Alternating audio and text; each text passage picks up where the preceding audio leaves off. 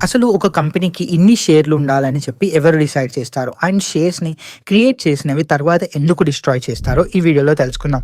First మీరు ఒకవేళ మీకు ఒక కంపెనీ ఉంటే నిజంగా ఎన్ని షేర్స్ మీ కంపెనీకి ఉండాలనేది టోటల్‌గా మీ ఇష్టం.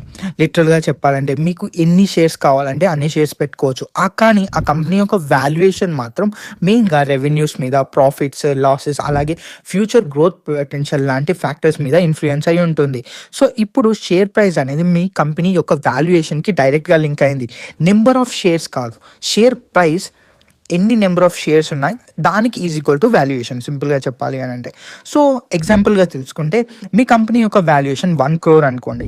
సో అక్కడ టోటల్ 10,000 షేర్స్ ఉన్నాయనుకోండి. సో ప్రతి షేర్ ప్రైస్ వచ్చేసి ₹1000. సో ఇప్పుడు క్రియేషన్ ఆఫ్ ద షేర్స్ గురించి మాట్లాడుకుందాం. ఒకవేళ ఒక కంపెనీ తన షేర్స్‌ని అమ్మేసి ఇప్పుడు మనీ రేజ్ చేయాలనుకుందనుకోండి చేయొచ్చు. లేదు అనుకుంటే ఈ ప్రాసెస్ ఐపీఓ టైంలో కూడా జరుగుతుంది నార్మల్‌గా. కానీ ఇప్పుడు కంపెనీ న్యూ షేర్స్‌ని కావాలన్నంత వరకు ఇన్వెస్టర్స్‌కి వాళ్ళు అమ్మొచ్చు. కానీ ఈ అమ్మిన మనీని వాళ్ళకి కావాల్సిన ఫ్యూచర్ గ్రోత్‌కైనా వాడుకోవచ్చు. ఉన్న డెట్‌నైనా క్లియర్ చేసుకోవడానికి వాడుకోవచ్చు. ఆర్&డీకి కూడా వాడుకోవచ్చు. అది వాళ్ళ ఇష్టం.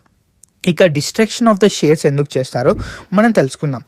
మోస్ట్ కామన్ రీజన్ ఏంటి అంటే డిస్ట్రాయ్ చేయడానికి షేర్స్ అనేది వాళ్ళు మెయిన్‌గా కంపెనీస్ బైబ్యాక్ చేయాలి అని అనుకున్నప్పుడు. సో ఇక్కడ టోటల్ నెంబర్ ఆఫ్ షేర్స్‌ని వాళ్ళు రెడ్యూస్ చేయాలి అనుకున్నప్పుడు వాళ్ళు మెయిన్‌గా డిస్ట్రాయ్ చేస్తారు. అంటే అవి కొన్న తర్వాత షేర్స్‌ని డిస్ట్రాయ్ చేస్తారు.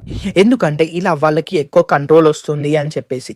ఇది చాలా అంటే చాలా పెద్ద టాపిక్. కానీ సింపుల్‌గా మీకు అర్థమయ్యేటట్టు చెప్పాను. దీని మీద ఫుల్ వీడియో కావాలంటే కమెంట్ సెక్షన్‌లో చెప్పండి. థ్యాంక్ యూ వెరీ మచ్ ఈ వీడియోని